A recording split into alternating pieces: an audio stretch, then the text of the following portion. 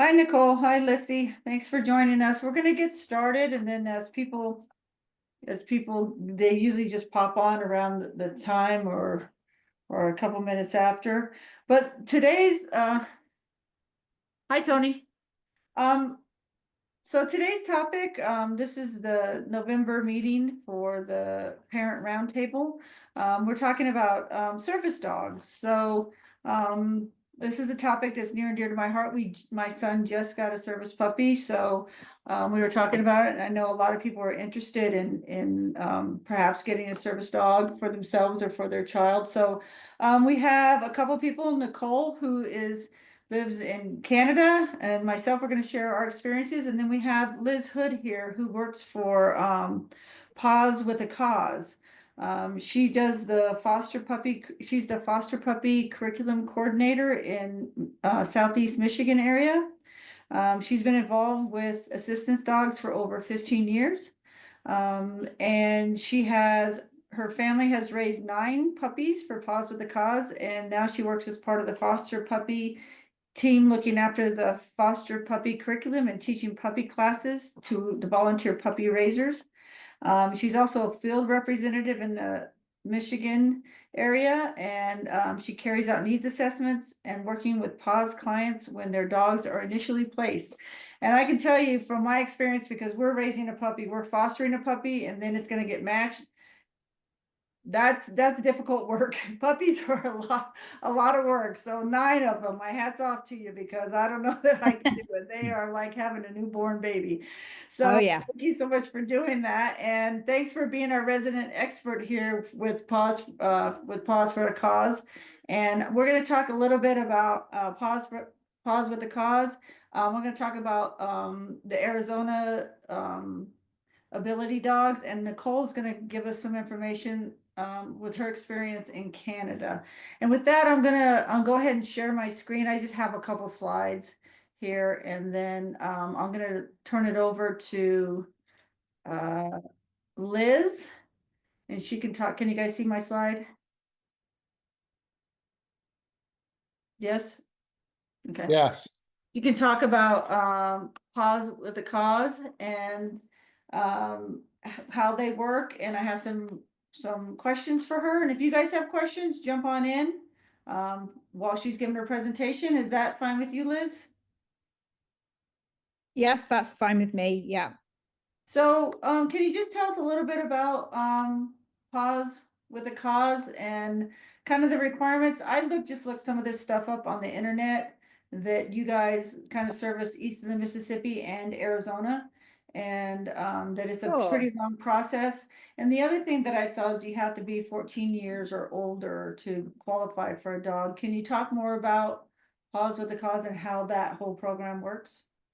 Of course, yes. Do you want me to share slides or do you want me to just talk? I can It's up to talk. you. When we talked earlier, you said you were just gonna talk, so I just put a slide up there, but if you Yeah, want to share, it's I've fine. got, so I can show you, I do have a few slides, so I can just talk around those if that's easier. Is that Do you want okay? it? Yeah, okay.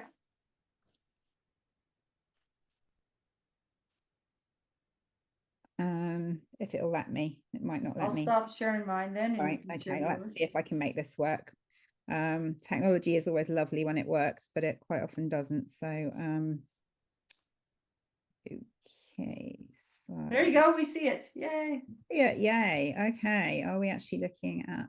So Paws with a Cause, like I said, it's east of the Mississippi and Arizona. So how many states do you guys cover? Quite a few. Okay, so if I flick through, Okay. so this is where our Paws dogs are currently. So basically, to be able to place a Paws dog in a particular place, we have to have a field representative working in that particular area. So this map shows you where we can currently place dogs based on where our field representatives are. Okay. Perfect. So as it says on the website, it's predominantly east of the Mississippi and Arizona. But if you want to get more specific about areas, then this map gives you a little bit more detail on that.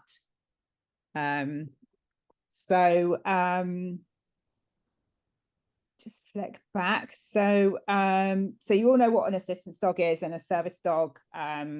So an assistance dog is a generic term which covers service dogs and hearing dogs and guide dogs. And then service dog is more for someone who's for individuals with disabilities other than blindness and deafness. And service dogs are professionally trained dogs that help mitigate many, many different types of disabilities. So clients we have all kinds of disabilities. So it's not one specific thing. And service dogs can be trained to perform a huge variety of tasks, picking things up, pulling a wheelchair, opening doors, bracing, alerting to medical situations, going and fetching another family member if there's an issue, hitting a help button, bringing you the phone, all kinds of things like that. And then in service dog types, so there might be sort of ability assist dogs, seizure assist dogs, autism assist dogs, and so on and so on. So that even the term service dog covers quite a wide range of things. So lots of benefits of having an assistant dog. So in addition to tasks that help mitigate a person's disability, they can help provide independence, they can provide mental, emotional, and social benefits, and also can improve the well-being of the wider family. So sometimes you just think of it as being, you know, it's a dog that's just going to perform specific tasks, but there are a load of other benefits as well. So a little bit of information about us, our organisation. We're profit 501c3. We're based in Wayland in Michigan, which is just south of Grand Rapids, if you guys know where that is. As you know, we place dogs all over the US, and we have, I just showed you the map of where we're at. So our overall mission is to enhance the independence and quality of life for people with disabilities through custom trained, and that's kind of quite an important feature about us, is all our dogs are custom trained assistance dogs. And we also do a fair bit of work to increase awareness of the rights and roles of assistance dogs teams through education and advocacy. So we are an assistance dog international accredited organisation, which I don't know if you guys have heard of Assistance Dogs International, but they're kind of like our governing body, and it's an international coalition of assistance dogs organizations who kind of set standards for you know, what an assistance dog has to be able to do to be certified and so on. So if you were looking to apply for a service dog at any point in time, I would highly recommend looking for an organization that is assistance dogs in ADI accredited, because you know. So for us specifically, who do we serve? Obviously, it's, as I said, a huge range of disabilities, but we serve people with physical disability, hearing impairment, seizure disorder, or a child with autism, and people that can kind of demonstrate that an assistance dog is going to improve their independence or their quality of life. Obviously, like all assistance dog organizations, we can only serve a certain number of people a year. We get way more applications from people than we can actually serve, and that's true across the whole industry. So we tend to serve people who live in areas serviced by a Paws field rep, and then people that we feel after the initial assessment are going to benefit the most from one of our dogs.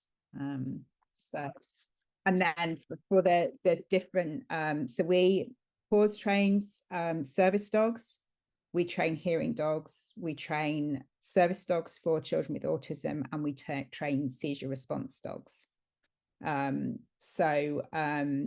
All of those different categories have slightly different criteria for, you know, who we can accept. So like the service dogs, you have to be over 14, a hearing dog, you have to be over 18. The autism dogs, we have slightly different criteria and so on, age criteria. So it just depends on what particular type of dog you're looking for. We've already looked at that. And we've just gone through that.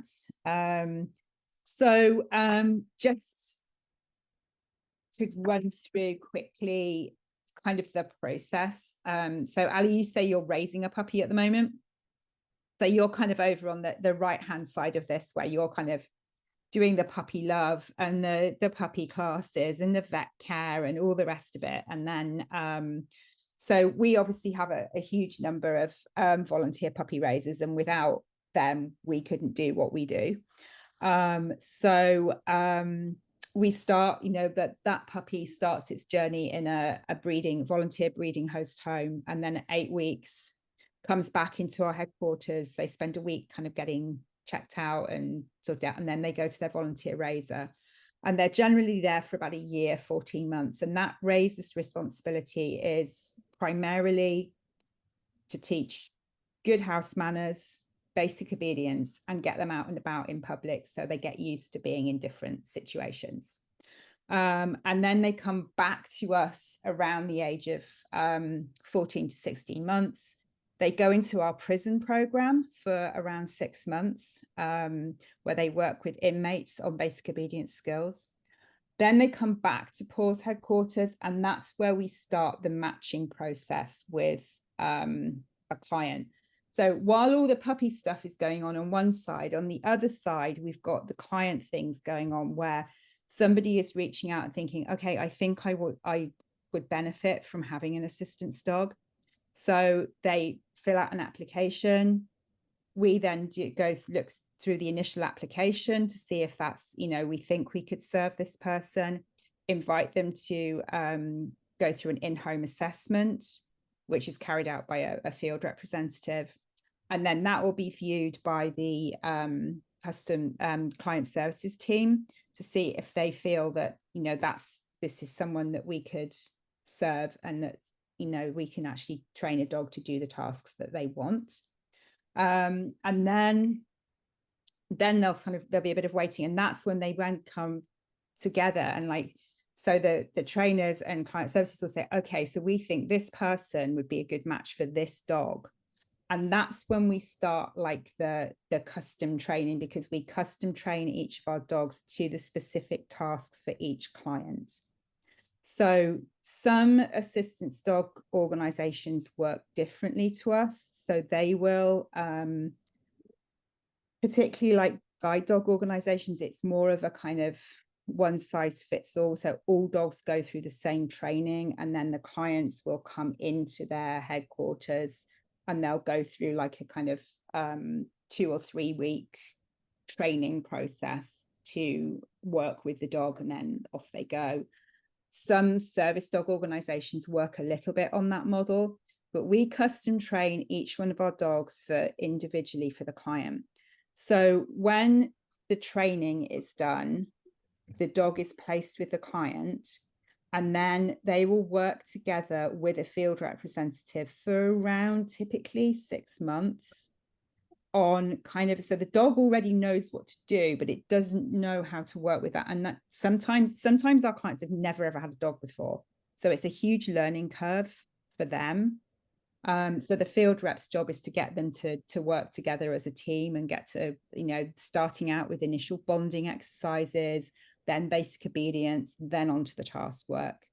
Then we go through the certification, so they become a certified team, and then off they go. And we then recertify all our client teams every 2 years as part of our ADI requirements. So we don't just kind of set you free and that's it. We kind of keep an eye on you. So I just want to, so that's kind of, we're raising the puppy, and then we're also matching it to my son. So we're kind of doing a dual thing. So he's kind of getting a head start. But that was the thing that really surprised us the most, is that we're in training as much as the dog is, learning how to communicate with the dog and getting him to, to teach him the right thing, that so he knows what to do, and that we're giving him the right signals and stuff. And the thing that probably surprised me the most is how intense it is, and how you have to really learn how to work with the dog, especially when they're a puppy, and teach them the right thing so they don't learn bad habits. Yeah, and that's quite that's going to be quite a process for you guys, is actually going through the whole thing from start to certification, because I've not really encountered someone who's done that before, where they're effectively training their own dogs. So yeah, but it's puppy raising on its own is quite an undertaking. And I know, you know, when clients first get matched, again, it's, you know, it's a steep learning curve. Right. You know, particularly for people who, if they've never had a dog before, but then sometimes that can be better, because sometimes if people have been used to having pet dogs, that can be a little bit of a disadvantage, because it's like, this is a different relationship. Right. This is not, you know, you can't, this is like almost like having an employee. It's like, you know, this isn't, you know, coochie, cuddly time. This is like, this dog's working for you. So you can't have that. You've got to have that kind of boundary, I guess, that you maybe wouldn't necessarily have with a pet dog. So yeah, it's lots of learning going on all through the process. Somebody needs to mute. This is about last night. What happened last night? Nothing. Okay. So I've just thrown up there Assistance Dogs International and our website. So Janice and I had a disagreement. Got kind of loud. What time was that? Hi, Jim. 9:30, something like that. Jim? Maybe Yeah, that's can the you neighbors. mute yourself, You should Jim? know, actually, there's no easy way to put this. I'm going to inform you that your wife was Ali, I found dead think this you can morning. mute you him. can probably What? mute him, Ali. Sorry for your loss.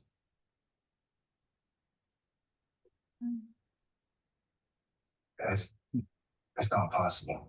Hold on, it's under. She's dead? I'm afraid so. I don't know. I know. Jim, can you hear us?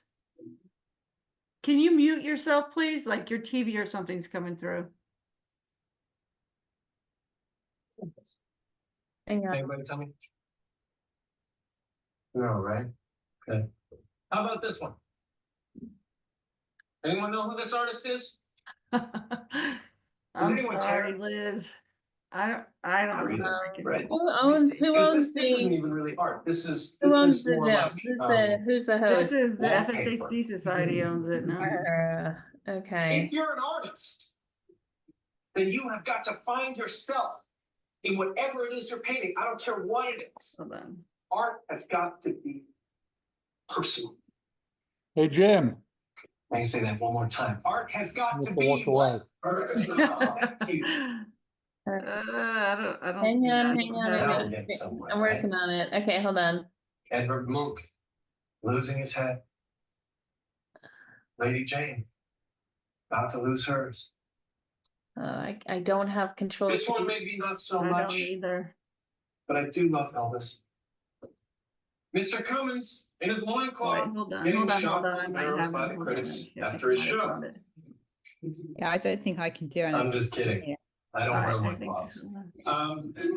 Okay, here's what I want to do. He is so amazing. And his exhibit's gonna be huge. Yeah, I can't do it. On my side, stop by the art gallery later, helps it up. I'm like, I don't. Junior Alberg. So I'm Jared. What? It's amazing. And women. Your dad's a freaking police chief. You're the last person I talked to about that. I wonder if I stop sharing, if I One of can. the police chief's daughter. She doesn't know anything. Do you have to be such a jerk? Yeah, hang on. Jesse, this isn't working. Us. Of course it is. What are you talking about? Only the Hey, host, so that's only what the you're host or feeling, fix it. co-host can do it. No, I don't. Yeah, only the host can do it. I I wanna can't try do again. anything. So It's breaking up with me. Just like if that. you go to participants, you should be If you able wanna to. stay friends, then Wait, great. let me If see if I not, can There's claim someone host. else. Oh, I don't, I Oh, why does no, that I have to can't be claim someone host. I have to have a else? pin. Oh, there's Michelle. Hi, Michelle. Don't be asinine. I admire Mr. Cummings Jim. as an artist. I don't Xander believe this. Foot. I don't care if you believe me, just leave me alone. I don't know. I guess we're gonna have to talk over Yeah. him. I don't know. I what to guess. do. Okay. So Yeah. the only other thing I was going to say was so These Paws songs, you see, not sure what I've custom trains done that I in should be dogs, proud and of, the other Jesse. thing that Yeah, I don't Paws get it either. does Believe me. is we do not charge our clients a fee for the Sorry. dogs. And most ADI organizations do not. Some do. So that's something A else. Chewy order for Cole is on the way. Different Because organizations. mom and dad is told the girls what if they weren't potential on their best involved. behavior, this year they'd get.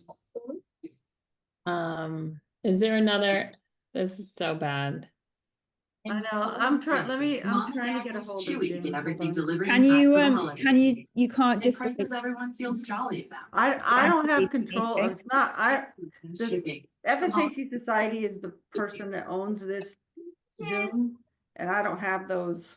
99% Does anybody have a cell phone number for him? Yeah, I don't know who it is. It's Jim Sanderfoot, but I don't know who he is. I don't either, yeah. Get her. Looking for a reason to try the new $5. Hey, Jim, you there? 1, 2, 3, 4, Good luck, happy New Year. 5. Almost like he walked away, I Yeah, I know. I know. or he's watching TV. I'm Um, trying to get a hold of June, hold on. I need to have those controls, obviously, I guess I'll ask for 'em. Obviously, This has never happened before. yeah. So you're saying that you don't charge, so I have a Yeah, question. we do not charge a fee for our dogs that we place with clients.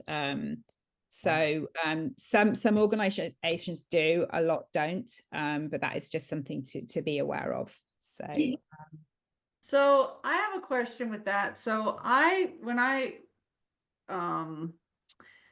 started looking into this, Paws with the cause are in Phoenix, right? I'm in Tucson. I called them and they said like the price of the dog like could be waived, or I could get a scholarship for that. But the training afterward, which was going to be like the 8-month training, couldn't be waived, and that was like $10,000. That's what they told me. So that may be a different organization to us, possibly. Okay, so that's not that's not normal for you guys. No, Okay. because we don't do we wouldn't do the model that you're following where you're effectively training the dog for yourself. No, right. This is a different organization that I didn't go with. Right. Yeah. So some organizations will not charge anything at all. Some will charge like a fee, an overall fee for the trained dog. And then some will charge not for the dog, but then there will be a if it's an organization where you go to their headquarters for a couple of weeks to do the kind of learning to work with the dog kind of thing, they might charge a tuition fee. Right. So it varies from organization to organization, but it's a good idea to just look into that when you're at the application stage. Right. Nicole, can I bring Nicole in here real quick? Nicole is in Canada and she has a dog. Nicole, what was your process like? Is it very similar to what Liz had just described? Yeah, it's pretty, I wouldn't say the same, but very similar to what Liz was saying. So I got my dog through Pads, which is Pacific Assistance Dog Society, and they're based out of British Columbia and Alberta. And they're also an ADI accredited organization. I know Pads. Yeah, I know that. How old was your dog when you got it? Just over 3. And I'm sorry, what's your dog's name? Paxton. So he's just over 3 and he was already mobility trained, and then you had to go in and do some training and learn how to work with him. And how long did that take?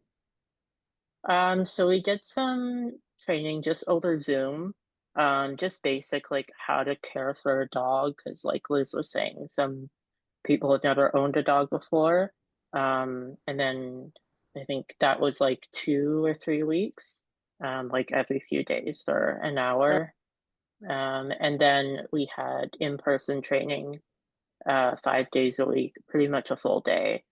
And that's with a trainer, and you're with your dog, and you're going out to different places and training with the dog. And there is a cost for that. I think it's like $200 just for that week. But I think that also covers like a bag of food, some toys, a collar, a leash, like basic stuff. Well, that's pretty inexpensive, yeah. Yeah, but How long everything have you else had is Paxton? covered. 3.5 years. Have you had any issues with like taking them into places or have anybody ever said like the dog can't come in here or have you encountered anything like that? Like, so can you tell me sort of like what are the benefits of having them and then some of the things that are a little bit harder that maybe you didn't anticipate? Yeah, so I've never had any issues. I've definitely had people, like if I'm going into a space and there's security, they might like, oh, I need to ask like my supervisor because maybe they've never had a service dog in that place before. But usually they just double check with their supervisor and it's fine. BC does have a voluntary accreditation. Um, and I think if you get a PADS dog, you usually get this like service dog accreditation. So you get like a little ID, but it's not required to have a service dog or to be able to bring it into public spaces. It's just nice to have if people ask like, oh, is that a real service dog? You have something physical to show them, but again, it's not necessary. Um, sorry, what was the other part of your So like the question? benefits and then maybe like the drawbacks or something you didn't think about, like with having to deal with like maybe waste or something like that if the dog like Mhm. are there any drawbacks basically or to having a service dog and what have they how they have they benefited you?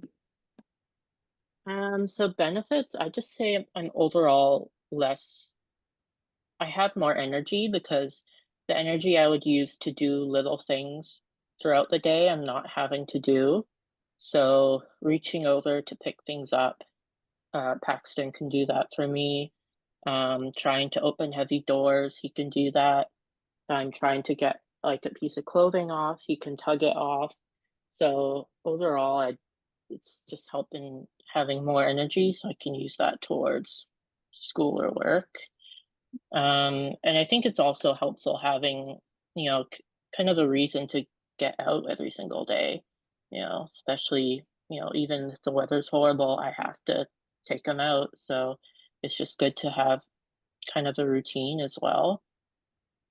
Um, the only like downside I'd say is I guess sometimes cost for like vet visits because he can, get sick like any dog and get infections and I don't know if this is all labs, but with my dog he kind of has a sensitive stomach, so he can eat something and something goes bad, but um I'd say that's really it in terms of downsides.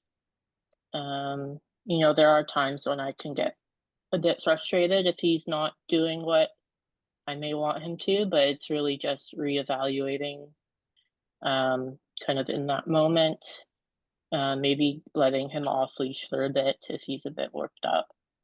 But those moments are few and far between. Nice. Yeah. Ali, I have Michelle has joined us, who is the mum of one of my Paws clients. So Michelle, I don't know if you'd like to share some of your thoughts about having a service dog in your family. Oh, absolutely. Can you guys hear me okay? Yeah. Yeah. Okay. We were matched with Sweet Pea right before everything shut down during the pandemic, ironically enough. And my daughter has cerebral palsy. She's in a wheelchair. She can ambulate.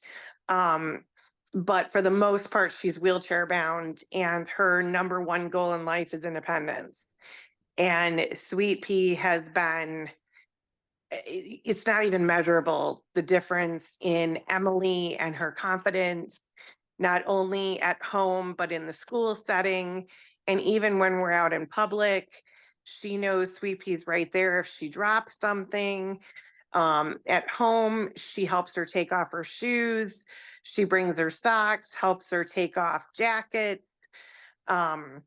In school, she's actually turned papers in for her and has recently become the choir teacher's assistant And I guess when they go in there, Sweepy has figured out that the kids have left papers from the prior group. So she collects those and brings those to the teacher. So I call them the dynamic duo. And I actually call Sweet Pea the mama because Sweet Pea knows things are happening with Emily even before I do now. And she will come and seek me out and she was not trained for any of that. She's just picked it up over time. And she does get frustrated with me if she doesn't feel that I fixed it quick enough. But she's taken Emily's independence and just skyrocketed it, especially with her confidence. School has been a big one. She's wanted to be independent. She doesn't want to ask a peer to pick up the pencil for her or pick up the iPad or open the door or grab this. She wants to be able to do it herself, and Sweet Pea enables her to be able to do all of that. That's amazing. Hey, Liz, I have a quick question for you. Sure. At what point, I have a friend who just got a dog, just got a dog who was a service dog who had a problem chasing squirrels, so couldn't be a service dog. Mhm. At what point in the training process do you know the dog can do this? So for us, we kind of do our kind of what major are you going to take kind of assessment when they come back from our prison program. So by that point, they're kind of generally almost getting towards 2 years old. So by that time, they've kind of, matured. They've had a variety of experiences. So we can sort of see, whether they're going to be cut out for this kind of job or not. I mean, sometimes it's very obvious very, very early that, there's something that, that it's not going to work out. But to be honest, we very, very rarely career change a dog before they finish that prison program process, unless it's for like a medical issue. Because we wouldn't place a dog that had, say bad allergies or something like that with a client, because, generally clients got enough to deal with and they don't need a dog with medical issues to deal with as well. So it's generally when they come back from that prison process. Other organizations are different. I know some organizations will kind of weed out the squirrel chasers earlier on. But for Paws, we give them the longest opportunity possible to see, to get as many dogs through the program and match with clients as possible. Okay. I just came across it recently, so that's why I wondered. Yeah. So Dave, that's sort of the double-edged sword that we're dealing with, because we have a puppy and we're raising it, and then it's going to be matched to Sam at 9 months. But like, if he washes out, if he doesn't do it, then I'm not going to get rid of the dog. I love the dog You by fell in 9 love. months. So it's like, so we're like kind of stressed, like this dog has to, do all the things. So it's kind of if you get a dog like we're doing and raising it yourself and then trying to match it, it can be a lot of pressure. Stressful. but so the Ability Dogs of Arizona, you can have your own dog and you can take it in there, and then the same thing, you go through a training process, and then they'll assess if this dog has the aptitude to do it. Does it have the right temperament? Will it, does it want to do it? Things like that, and then they'll match them. And they don't have an age limit. It just, it depends on, they come in and look at your house and make sure you have, everything the dog needs and the dog is getting put into a good environment. If it's a younger kid, or someone like Sam, he can't take care of a puppy right now independently, so I'm here to help him. But once the dog gets older, he'll be able to. But puppies require, they have to go out in the middle of the night and all these things, so they just assess case by case whether that's a good fit for that dog and that family. And then you go in and train, like we go in and train once a week with a group, and then we have an individual training session where we'll take him out to the park or into Petco or somewhere like that to get him used to being around other people. And not the hardest thing that our puppy, because he's not even 6 months old yet, he's 5.5 months old, is just he's a lab and he just loves people. So he'll see somebody, he'll just go crazy. He's really smart and he's learning all the tasks. He's picking up things for Sam and doing all the things. But then when he sees somebody, he just has a puppy brain, he loses his mind. So yeah, you know, they have to make sure that they're gonna get over that they'll outgrow that, and that they can perform their task that they need. And they're ADI certified as well, and found, are you familiar with Canine Companions, Liz? That was the other one that I saw that was Yes. nationwide and is regional. Are they? Yes, I know. I know of Canine Companions. So yeah, so there are I know, looking on the ADI website at their kind of members list, it kind of tells you the organizations that will work with your own dog. So that's not something that Paws with a Cause do. But I know there are a number of ADI organizations who will work with, like, effectively your pet dog to potentially train it as a service dog. So it just depends on the organization. Right. And so I put up this ADI website here. If you go onto that, and then you can search, and it'll tell you which organizations are in your area and which ones are ADI certified. And then you can call them and look into, like, any kind of financial assistance, or if you can train your own dog, or what age limits they have. Like, every organization that I saw, and talking with a couple different ones, you know, they all have different rules for different things. So just call them, and then they'll work with you on a case-by-case basis. You know, if I can just interrupt real quickly, I think the biggest thing that Paws did for not only Emily, but for me and my husband and my other child, is that we really learned very quickly that Sweet Pea was there as a tool to effectively help Emily, and that she wasn't the family pet, you know, lesser. I mean, obviously, when the vest comes off and she's prancing around with her lamb chop toy, she's, you know, she looks just like the family pet. But I think they did a great job of helping us understand that she truly is a tool for Emily, and that, and I think Sweet Pea inherently knows that that's the case. I mean, when her vest goes on, she is all business all the time.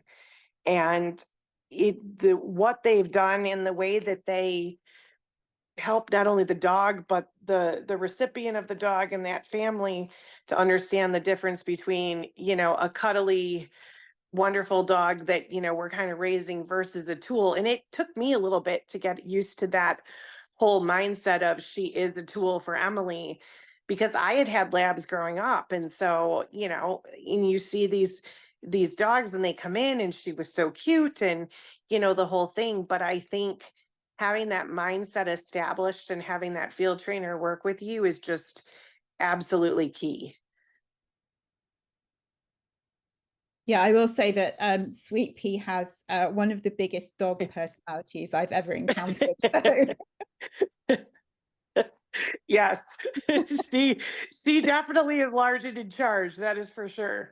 she certainly is. So you mentioned that, you know, they can do all these tasks, obviously, and that she goes to school with your daughter. And Yes. obviously the other kids are around, and they're probably interested in the dog. Has having the dog helped her with her social interactions? Yes, I think Emily is actually extremely social as a person. But I do think is, you know, she got Sweet Pea at the end of 8th grade and going into high school. And I definitely think in some classes, you know, some of it is dependent on the teacher who's driving the class. Um, you know, sometimes the teachers want to bring the dog and give them treats and everything else. And Emily's had to step up and say, no, I'm sorry, she's working and these are the rules. And she is very good at, you know, saying, no, she's from Paws with a Cause, and these are the rules that I have to abide by in order to keep her. And then at other times, you know, the teachers have explained that she's a tool and that she's there for Emily, and the kids will be very inquisitive off of what those rules are. And that will open up initiation for Emily as well. So I think that definitely there is a social component. Sometimes it's almost to your disadvantage, though. You know, we've been in Target, and yeah, I've had people come up and say, well, I want to pet your dog. And Emily is like, no, I'm sorry, she's working. And, you know, Sweet Pea picks right up on it, and her tail starts to go and her head starts to shake like this, you know, and And Emily's like, no, I'm working. She's working. And people have said, well, I have a lab, so therefore I can pet your dog. And Emily's like, no, I'm sorry, she's working. And then sometimes I'll jump in and say, that's wonderful that you have a lab. She's there as a tool to help my daughter through the store. And, you know, getting back to my original point, I just think the way that Paws really makes the client and the client's family understand that they're a team and they're there for a task and not to be, Liz used to say, the fluffy, cute golden. And Sweepy looks like a black lab, but I mean, you know, I think that it empowered Emily a lot to, when people did initiate conversations, she knew, yeah, this is okay or this isn't okay. And she also was empowered by Paws to make the decision for herself if it was okay for somebody to pet Sweet Pea. And Emily goes back into the OR about every 12 weeks. And as soon as we go into a place and Sweet Pea sees the gurney, her ears go flat, her tail goes underneath her, and she just worries. And the physician will come in, and she has honed in on who the physician is. She's gotten that down pretty well. And Emily will allow the physician to pet Sweet Pea more for Sweet Pea's benefit than Emily's. But, you know, Emily feels empowered that she's able to make that decision. And I just feel like that has been a huge blessing in having Paws behind her and behind us as a family.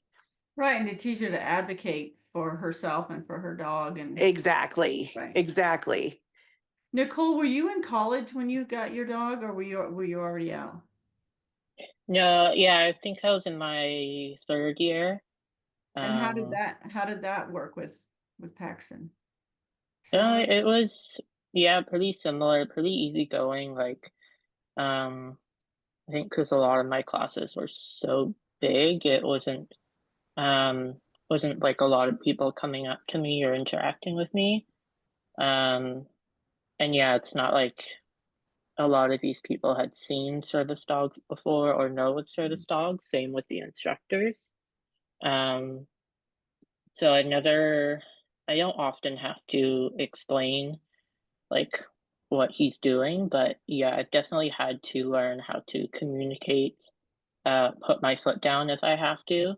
Um, and yeah, advocate if I, need someone to like stop petting him or stop like, going, oh, so cute. And, that also distracts them. So yeah. Were you, it's a dog and it's a companion, and like Michelle said, they have feelings and they're living things. So did it make you feel less lonely? Like you always have someone with you? Because that's sort of like one of the things I would like for my son. Like if he goes out on his own and does stuff, he has someone there with him. Was that something that you felt with your dog? Yeah, absolutely. Like, especially when can be out and I feel like people are just looking at me in my chair. Well, now they might be looking at the dog or something, and can also be like a conversation point if someone just wants to ask about me and the dog, then I find it's helpful just having him there, um, kind of as a talking point, or like if I need to um, you know, if I'm anxious, I can pet him and I feel better. Yeah. So why, Nicole, why did you look into it? Like what you felt like, why did you feel like this was something that you wanted to pursue to get a service dog? I would say it was kind of in 2 parts. One is for the physical things, like services he does. So, picking things up, opening doors, taking off like jackets and stuff. So, I have less physical pain and more energy, but also having kind of a reason to go out every day, a companion by me, so I feel safer and, have more, um, I guess, just feel more comfortable going out. So I'd say it was kind of those 2 reasons. And I grew up with a dog, so I knew the benefits of having a pet. So I do get those benefits with him, of course, as well as the actual service part. Michelle, what kind of advice would you give to parents who are considering a service dog for their child? I think the first thing I would do is basically make a list of, I mean, for lack of a better term, hardships for your child. Obviously, Emily can't bend down and pick things up off the floor. And she was pretty vocal on a daily basis about what frustrated her in the classroom that she wasn't able to accomplish independently and what she couldn't accomplish independently at home that she wanted to.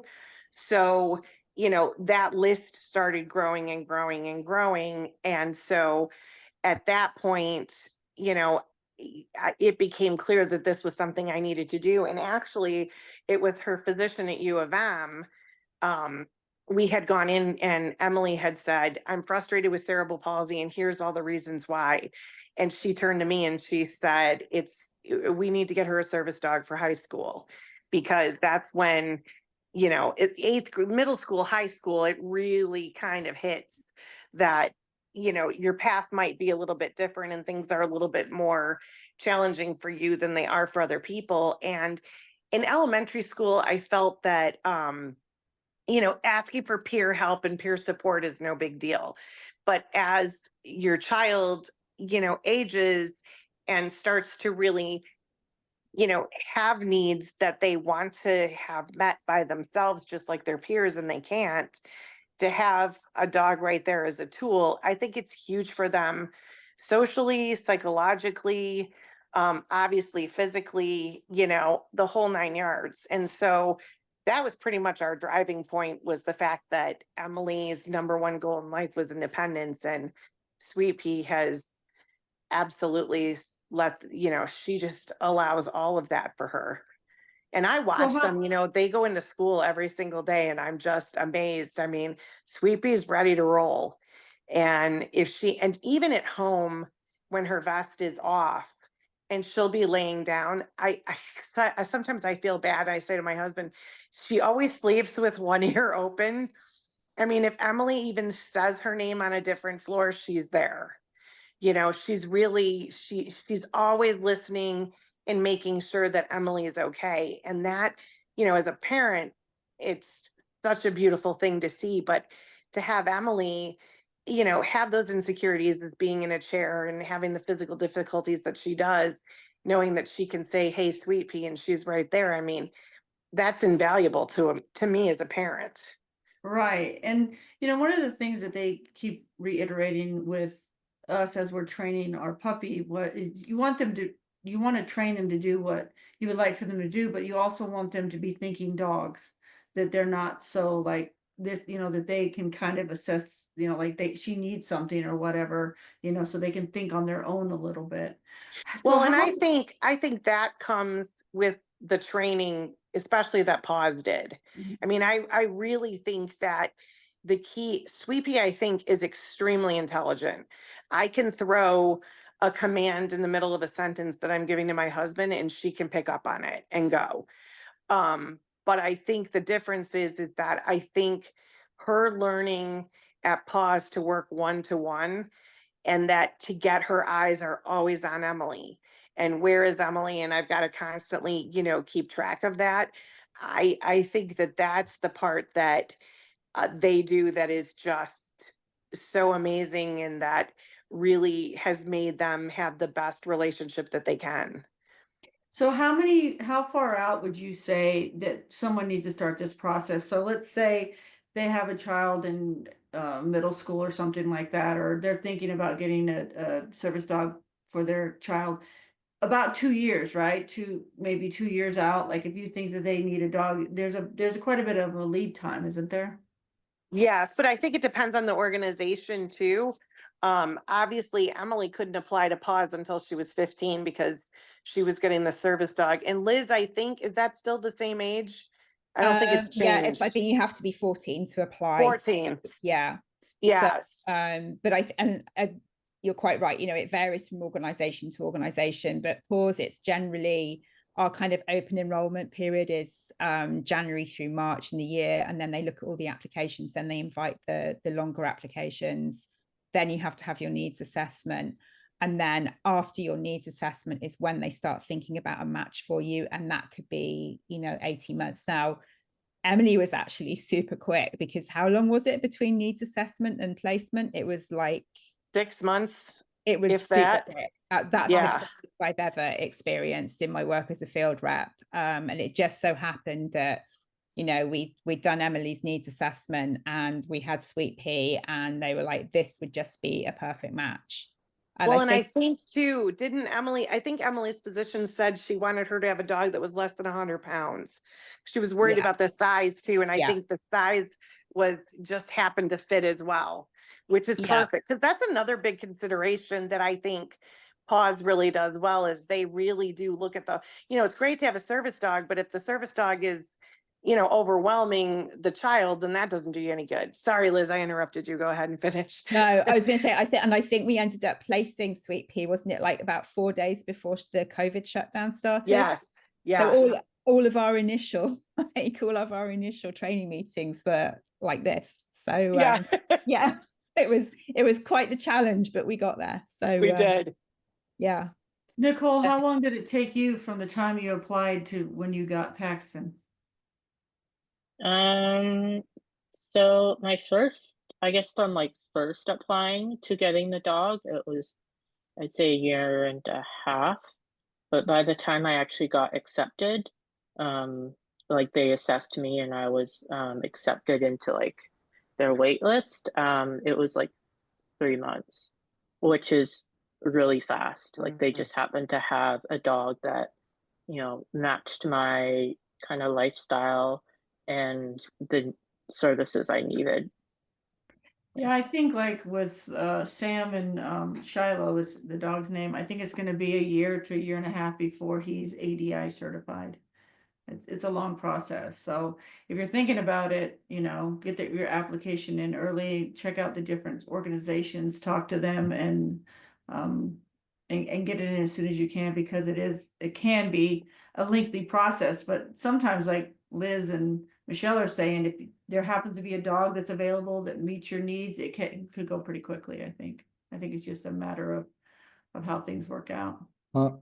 Not to bring up a morbid subject, but what happens when the dog is no longer able to perform for one reason or another? Because now a child's gotten used to having this. Not only the specific dog, forget the emotional impact of that, but to have the assistance.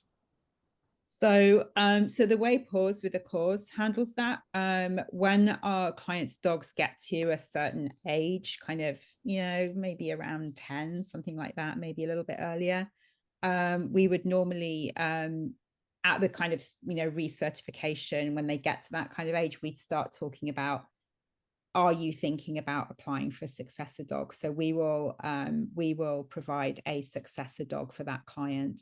So we would do like another needs assessment to see how their needs had changed between initial dog placement and that point in time.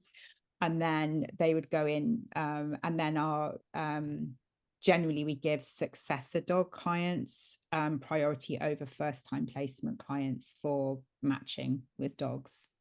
But it's something that we encourage people to start thinking about, ahead of time. And then if one then match with a successor dog, they are able to keep their original dog as a pet dog if they so wish, or they can rehome to a family member, or we can rehome for them.